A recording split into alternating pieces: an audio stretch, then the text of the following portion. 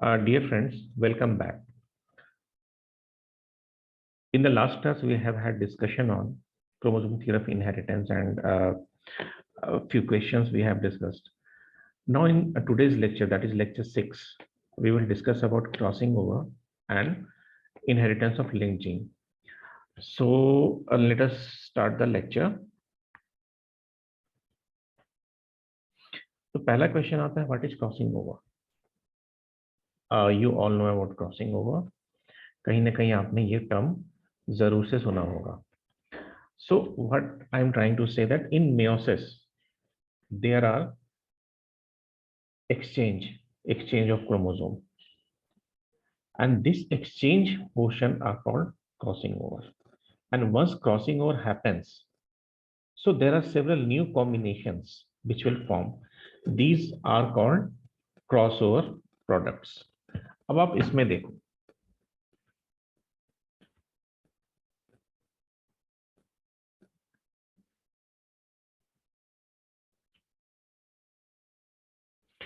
ये इस फिगर को आप ध्यान से देखो. ये दो नॉन सिस्टर क्रोमैटिड्स है, इस पे किस तरह से रिकॉम्बिनेशन हो रहा है. This is a animation. Separate हुआ, पेरेंट्स टू रिकॉम्बिनेंट बन गया टेलोफेज 2 में. मैं इसे फिर से रिपीट करता हूं, आप ध्यान से देखो. प्रोफेज 1 में, फिर यहाँ पे काइजमेटा बना,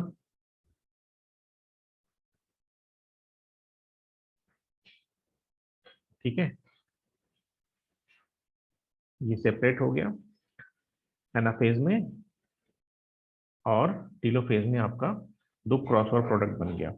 तो इसमें आप देखो कि ये जो था A B and this one, both are original parents, and the middle one, these are crossover products.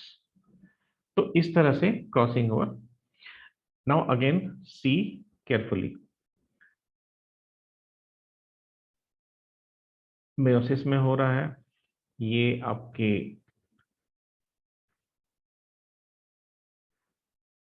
यहां पे एक्सचेंज का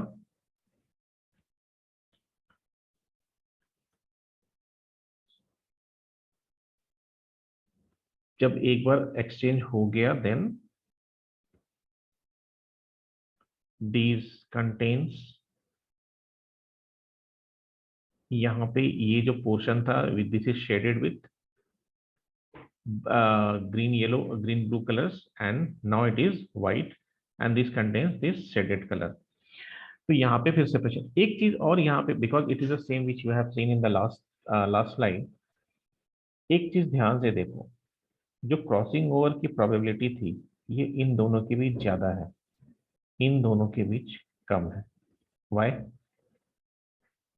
बिकॉज दीज आर नियर, ये बिल्कुल आसपास है, तो प्रोबेबिलिटी इज ऑल्सो हाई. जो दूर दूर रहेंगे, जहां पे एलिल्स, वहां पे पॉसिबिलिटी कम हो जाती है. तो यहाँ पे जब एक बार लिंकेज हुआ, ठीक है, तो सॉरी, क्रॉसिंग ओवर हुआ या रिकॉम्बिनेशन हो रहा है, तो लिंक्ड ग्रुप की बात आती है. Now we will talk about link gene. See, this was the year of 1905, and by the time the Mendelian principle, the Mendelian laws were rediscovered. So now every experiment related to genetics or molecular biology, they somehow try to correlate their finding with Mendel. So in Bateson and Punnett, they were studying about some allele, their movement. So they have used sweet peas, ठीक है. And they have actually, you know, मैंने पहले last class में मैंने बोला था कि कोई भी एग्जिस्टिंग प्रिंसिपल होता है, तो कहीं ना कहीं everyone try to challenge this principle, and if satisfied then it's okay, otherwise they try to give new principle और न्यू थ्योरीज. तो जो रीडिस्कवरी हुई मेंडल के प्रिंसिपल के, उसके बाद जितने एक्सपेरिमेंट्स हुए, दे ट्राई टू कोरिलेट, जैसा मैंने बताया। तो अब स्वीट पीज में इन्होंने दो ट्रेड्स को कंसिडर किया, flower colour and pollen shape. दो ट्रेड को कंसिडर किया, मतलब डाइहाइब्रिड क्रॉस था। अब यहाँ पे फ्लावर कलर इन्होंने लिया पर्पल एंड व्हाइट। आपको पता है पर्पल जो होता है वो डोमिनेंट होता है व्हाइट पे, एंड लॉन्ग पोलन जो है वो राउंड पे डोमिनेट करता है। तो इन्होंने क्रॉस किया। प्रेडिक्टेड क्या होता है, एक स्टेज के बाद आपको जो है ये जो रिसेसिव ट्रेट्स हैं, ठीक है, वो बहुत ही कम प्रोपोर्शन में आपको अपीयर होता है, ठीक है। लेकिन इस केस में इन्होंने देखा जो प्रोपोर्शन था दैट वेर हाई, ठीक है। ये उसी क्रॉस को फिगर में दिखाया गया है, पिक्चर में दिखाया गया। ये डोमिनेट है, ठीक है, और ये आपका रिसेसिव ट्रेट है। तो पर्पल फ्लावर लॉन्ग पोलन, ये जो F1 था ये एक्सपेक्टेड था, ये डोमिनेट है, तो सारा का सारा purple flower with long pollen appear हुआ। व्हेन दे क्रॉस इट, ठीक है, तो they were expected like Mendel's ratio जो आता है, ठीक है, 9:3:3:1 का, लेकिन ये नहीं आया। यू नो दैट जो ये ट्रेट था, red flower round pollen, that is this recessive trait, इसका परसेंटेज काफी हाई था। Fine. So what they observe, और ये वाला जो तुम्हारा डोमिनेंट ट्रेट था, इनका परसेंटेज ज्यादा था, और ये जो हेट्रोजाइगस या फिर जो दूसरे जो करेक्टर्स उनको आने थे, दे वेयर वेरी लेस। तो उन्होंने देखा कि जो ये पर्पल फ्लावर लॉन्ग पॉलन और या रेड फ्लावर राउंड पॉलन, उनका percentage higher than Mendel's law of independent assortment. Fine. ये जो इनका ऑब्जर्वेशन था, इन्होंने इसको रिपीट किया and they find the same result. So somehow this Mendel's rule was not completely followed in this case. तो क्या था वो, I mean if something, some observation is being observe, तो डेफिनेटली कोई ना कोई थ्योरी तो आएगी ही, कोई ना कोई लॉ आएगा, कोई ना कोई रिसर्च आएगा, and that was, let us see क्या था वो, ठीक है। अ, उन्होंने देखा, अब यहाँ पे छोड़ो, उन्होंने क्या देखा, एक क्रोमोसोम पे जितने जीन्स होते हैं they are called link gene, और ये पूरा ग्रुप कहलाता है लिंकेज ग्रुप। लिंकेज ग्रुप इसीलिए कहलाता है because they have a tendency to inherit together, ठीक है। अगर ऐसा होगा तो क्या होगा, ये जो करेक्टर्स है एज सच बार बार नेक्स्ट जनरेशन पे पास ऑन होते जाएंगे। लेकिन क्या ऐसा होता है, नहीं। There is another phenomena that is called crossing over, ठीक है, जो अभी आपने जस्ट देखा।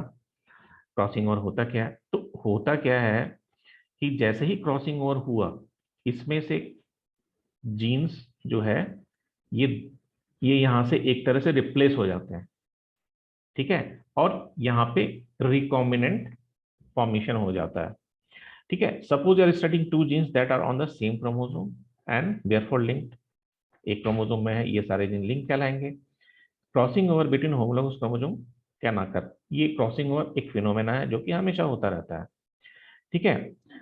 तो जो allele of the link gene no longer being on the same chromosome, naturally यहां से रिप्लेस हो जाएगा, यहाँ पे कुछ नया आ जाएगा, ठीक है। The allele of the previously link genes are now unlinked, this means they will be migrate into different gametes. The result is that instead of two types of being produced, four different type of gamete will be produced. Let us see how. The same thing which we are discussing in the last slide is here. They are talking about two things, chromosomes. Now there is no crossing over. जब नहीं होता है तो they will form as such, जैसा है वैसा ही बिल्कुल आ गया। But when there is exchange, then what happens? ये वाला पोर्शन थोड़ा इधर आ जाएगा और ये वाला पोर्शन थोड़ा इधर चला जाएगा।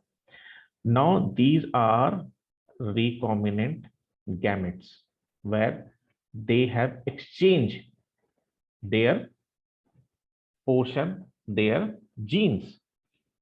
Fine. तो नाउ जहां पे सिर्फ हम लोग सोच के चल रहे थे कि दो तरह के इंडिपेंडेंट असॉर्टमेंट के हिसाब से दो तरह के ही गैमेट मिलेंगे, now we have 4 type of gametes. ठीक है, तो this is the beauty of your link group and crossing over. Both are antagonistic. Linkage को तोड़ता है क्रॉसिंग ओवर। ठीक है, जितना ज्यादा क्रॉसिंग ओवर होगा लिंकेज का परसेंटेज उतना ही कम होता चला जाएगा। This we will see during question discussion. जब क्वेश्चन में डिस्कस करेंगे तो ये ज्यादा क्लियर हो जाएगा। और वैसे भी we are learning about competitive things, तो the more question discussion the more will beneficial for you. Further इस पर स्टडी किया टीएच मॉर्गन ने। टीएच मॉर्गन ने क्या कहा कि all the genes present on a chromosome have the tendency to maintain original combination and to enter one and the same gamete. Fine. So this is linkage, जहां पे आपको ही पता है कि they have a tendency to maintain original combination, लेकिन वो क्या original combination रह पाता है? The answer is no, because there is a crossing over. Now the explanation of linkage as by Morgan. So during synapsis, exchange of segment takes place. In such a situation, the possibility of separation of two genes situated close together is greatly reduced. ठीक है। On the other hand, for the two genes situated at a distance, the possibility of separation is much higher. जितना नजदीक रहेगा crossing over की possibility उतनी ज्यादा होती है। जहां पे जीन्स एलील्स अगर डिस्टेंस पे हैं तो वहां पे सेपरेशन के चांसेस ज्यादा होते हैं। He also proposed intensity of linkage. Intensity of linkage क्या होता है?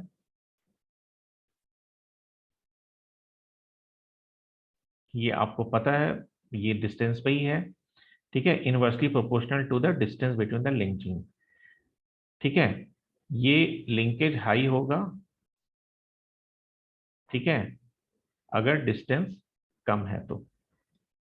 ठीक है, लिंकेज लो होगा जहां पे डिस्टेंस हाई है। ये आप बस रख लो, क्वेश्चन बनाने के लिए बहुत है ये।